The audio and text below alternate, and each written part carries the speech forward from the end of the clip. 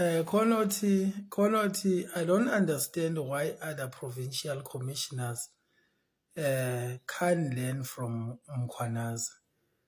The thing is, Bhuti, the answer on this ukuthi bayesaba into eyenza ukuthi bengafundi kuMkhwanazi bayesaba. Akubona bonke abantu abakwazi ukuyinikela emsebenzini wabo ekumeni entweni ababhilivela kuyona. Lento uboyibona ngisho emsebenzini la ekusetshenzwa khona. Zikhona izinto ezi-unfair, mhlampe ngaba uyinesi mhlampe esibhedlela, udokotela, umsebenzi wa-government noma umsebenzi wa-private sector, usebenza nanoma yikuphi nje. Uthola ukuthi khona into eyenzakalayo ekhampanini osebenza kuyo e-unfair, embi, e-unfair, enihlukumezayo, enicindezelayo. Kodwa manje sekufuneka-ke indoda ezoma esikhaleni ithi no, lento i-wrong, ibe kwistendi sokuthi ifuna uku-oppose leyo nto leyo. Ey'ndaweni ey'ningi-ke akekho umuntu ofuna ukuba umhlatshelo wale, ngoba leyo nto mawuzoma ubhilivele ekutheni wena lento i-wrong, ubhilivele ekutheni wena uyamelana nalento, uphakathi kwezinto ey'mbili, either uyawina or uyawa. Kodwa ama-possibilities always ahlale emakhulu ukuthi kuwe wena.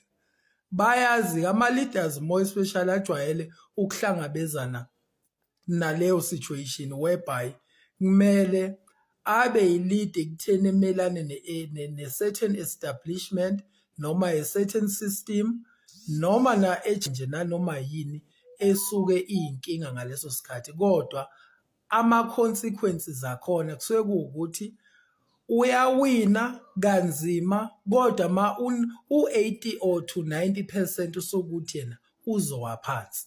Msebenzini ngoba usukulwa nepower ethile engaphezulu kwakho, ngoba uma usemsebenzini uyi-employee, i-employer yakho inepower kunawe. Ma ukuthi uyiphoyisa futhi, ugovernment obusayo unepower kunawe, ngangokuthi une-system osuyithola ivele in place engathi leyo system mayisetshenziswa against wena ikushaya ikuvuse phansi. Sibonile-ke la ngicabanga ukuthi usizwa uNkulunkulu wakho, abakholelwe emadlozini usizwa idlozi lakho uma ukuthi liyakusiza kule simo, cause uba ngisho nangey'khathi zobandlululo, ey'khathini ey'nzima khona bebema esikhaleni beyimela into yabo, befe emela into e-right kodwa afe ngempela. Uthola ukuthi umela into e-right. Baningi ngisho emphakathini esibaziyo, uthola ukuthi umuntu bagcine bembulele ngempela, akazenze lutho wona nje ngokuthi athi uzama ukumelana nalaba benza u-wrong, aba-powerful, bevele bemshaye phansi ngempela, afe eshiye ingane zabo. Ngalolo lwazi-ke lwabantu abaziyo asebeka bayibona lento yenzeka kwabanye. Nabanye uthi mawuthi ucabanga ukumrecruiter noma ukummobilize uthi hey ndoda asilweni, uthula uthini lento ethi hey angifuni ukuyingena mina, ngifuna ukushiya ingane zami zincane kangaka, ngoba useyazi usekwababona abantu befa bephela phambi kwabo bethi bamele iqiniso, bathi balwela umphakathi, bathi belwela abanye abantu, kugcine kufa bona.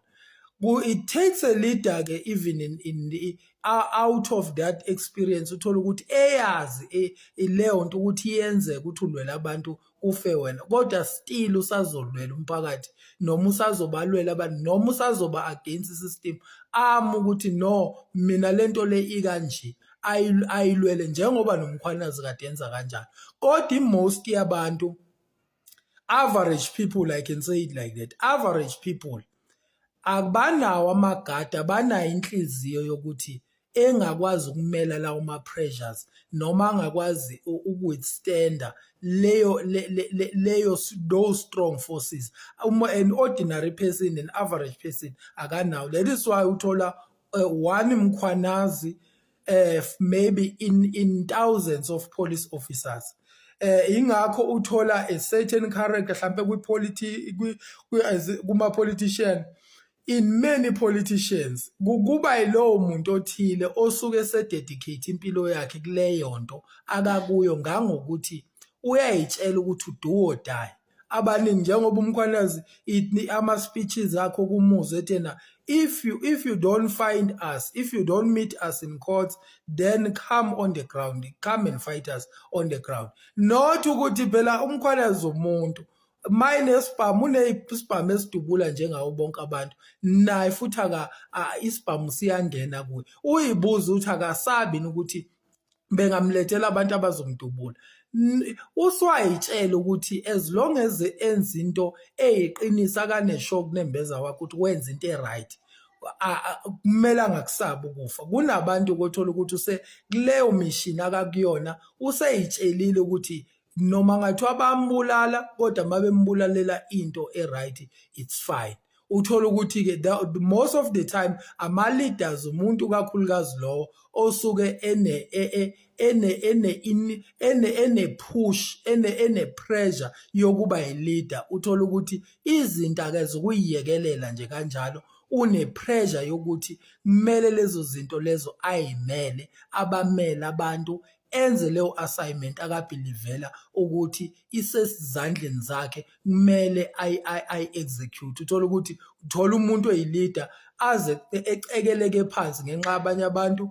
You can pick ngisho ubaba uMandela, you can pick abantu abaningi awuthola ukuthi baze bayithola impilo zabo ziba sesimene sibi beba sengcindezini ngenxa yokuthi ba convince bane conviction yokuthi kumele besiza abanye abantu. Abanye futhi bayafa kodwa abanye uthola ukuthi bazo survive. Ingakho ngithena kudepend ukuthi uNkulunkulu wakho ukusiza uyasizakala yini, or else mawukholelwe emadlozini idlozi lakho liyakusiza kuleyo nto. Kodwa i-answer yami kulokhu ukuthi why amanye ama-commissioners angalandeli ama-footstep kaMkhwanazi kunzima. The answer is kunzima. Ngathi wabona ngisho uXolani wakuMoja Love, wathi uXolani yena bake baya kwenye indawo eDurban whereby bathi sebengenile kuleyo estate leyo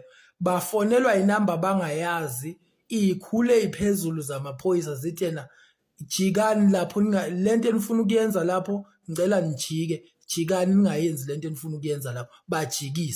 Bajikiswa befonelwa ama-government officials. So ungitsheleke omunye owayinayo ipush ingcindezi yokuba yi-leader wayengaqhubeka ngisho kunjalo. Uthola ukuthi futhi mali imlahle la kubo ebulawe futhi ashiye ingane zakhe. Kodwa kusuke sekudependa ukuthi ebulideni bakho angazi noma ngizothi inhlahla noma uzothi inakhunjani, uhambo lwakho kusamele liqhubeke whereby uzoyiwina leyo mpi leyo-ke, ukhulula abantu, usiza abantu kuleyo nto leyo.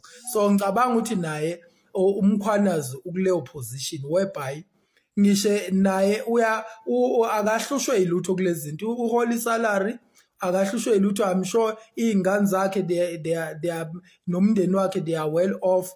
Kodwa uthola ukuthi ipush unonhliziyo yokuba yi-leader yokuthi lento it mustn't be like this, bese enikela ngisho nange efaka ngisho impilo yakhe ebucayini ngenxa ngoba phela bane-opportunity yokubulala i-career yakhe, bane-opportunity ngisho ukubulala yena uqobo, kodwa uba nenhliziyo yokuba yi-warrior, ame esikhaleni ukuthi no uzophusha. So lento le akuyona yanoma ubani.